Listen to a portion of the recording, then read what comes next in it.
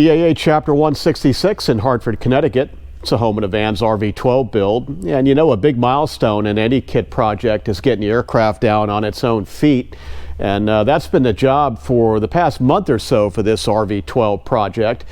Let's go find project lead Rick Montero to talk about assembly of the main landing gear. And then we'll talk to Mark Welch and Steve Oakley about tires, wheels, and brakes.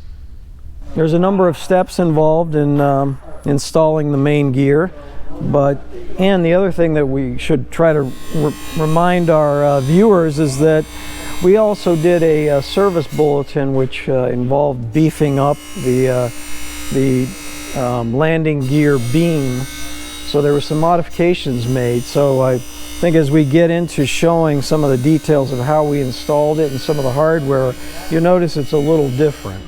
So why don't we take a look at some of the hardware on the inside. All right, so as part of the installation, there's the spanner plate that goes here on the landing gear beam.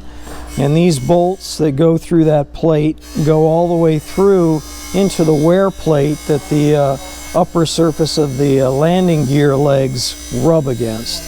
So, and then we've got the main bolts here. Those 4 bolts that you see there with the torque seal on them, those are holding the wear plates in place. And then we have the main pin. So this other spacer that's in here with the 3 bolts are attached to the landing gear leg.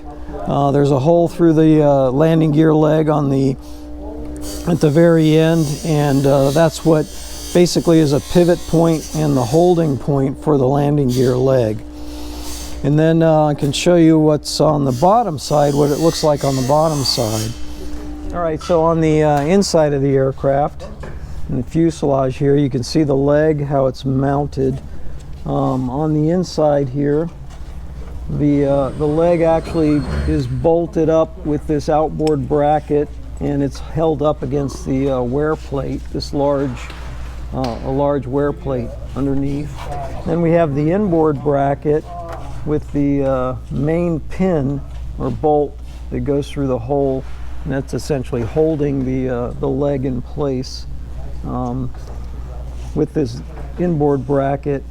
And then through the inboard bracket, the hydraulic line actually for the brakes feeds through that, and then that comes out and then wraps around the leg and attaches to the brakes. So it's a major accomplishment for the team this evening. We got the main legs installed, and what we're going to be working on next is attaching the wheels and making sure that they are aligned properly. And if not, then there's a shimming procedure that we'll have to do. So prior to the installation of the tire, we have to do a check to find out if there's any toe in or out of the where the main hub mounts to the landing gear. So the way they do it is they have a couple of simple wood shims to bring the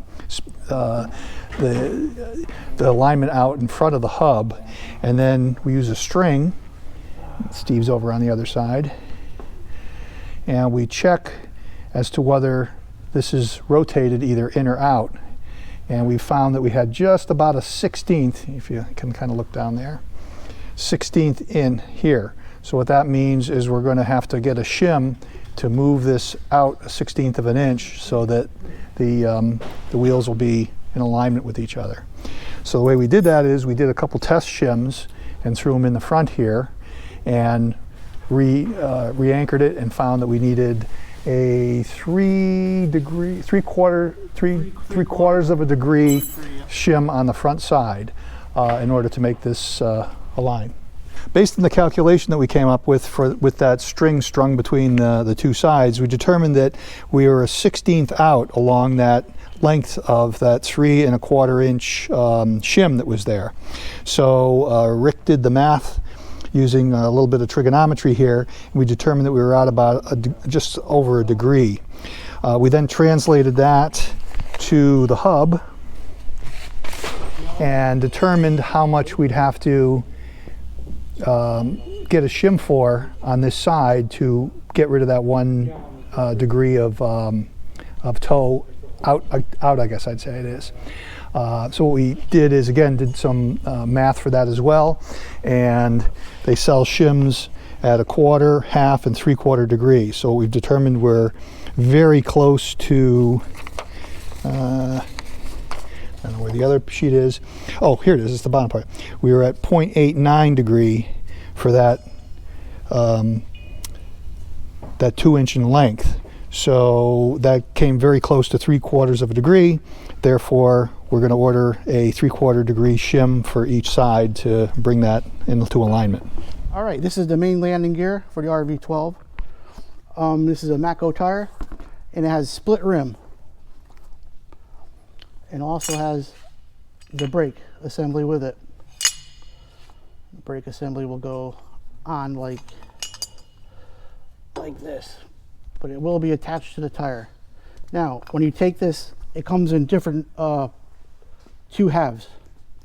So you have to take all the nuts out and the bolts and the bearings that go in here also. We already greased them. Go for it. So valve stem has to align with a red dot for balance issues for this tire. Okay, you guys want to go with Rick? Hey. Once you put the bottom half on to the valve stem, you bring it through, Where's your father? and without putting this half on, He might be around the corner. you have to put So I'll take a tire powder inside care of these then. to keep the tire so it doesn't pinch on itself when you're blowing it up. You blow it up a couple times, release the pressure, and then release all the pressure again. Put this half back on and blow it up. Bolt it all down to the specs. Put these back in. We're gonna have to bolt this on here first. Goes on here. And then we will assemble it onto here.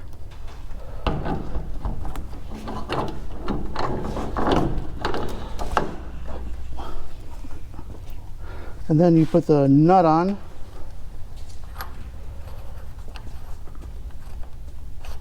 Oh gosh. If you can get it on.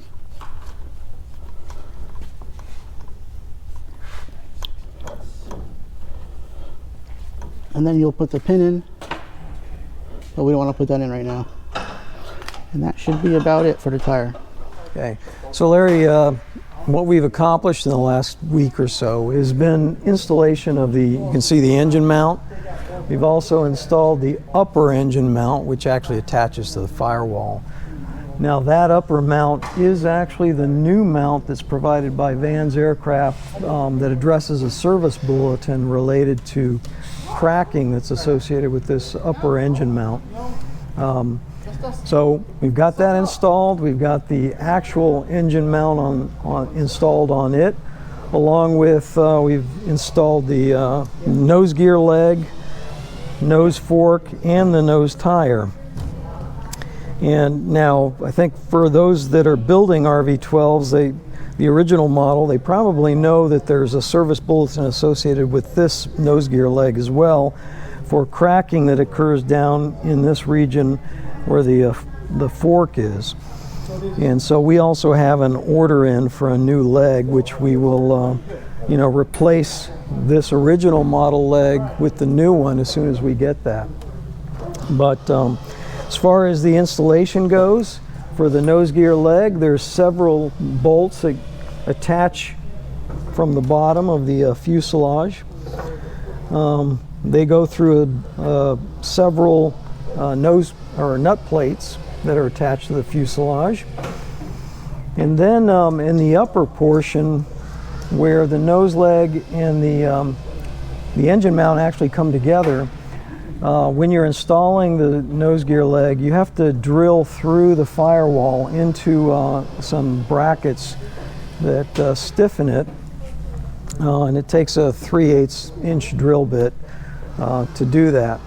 Now, when we receive the service bulletin replacement, Vans gives you a kit so that when you do the installation of the new nose gear leg, you'll actually be match drilling from the backside of the firewall through this upper plate into the new nose gear leg so that you get those holes aligned properly.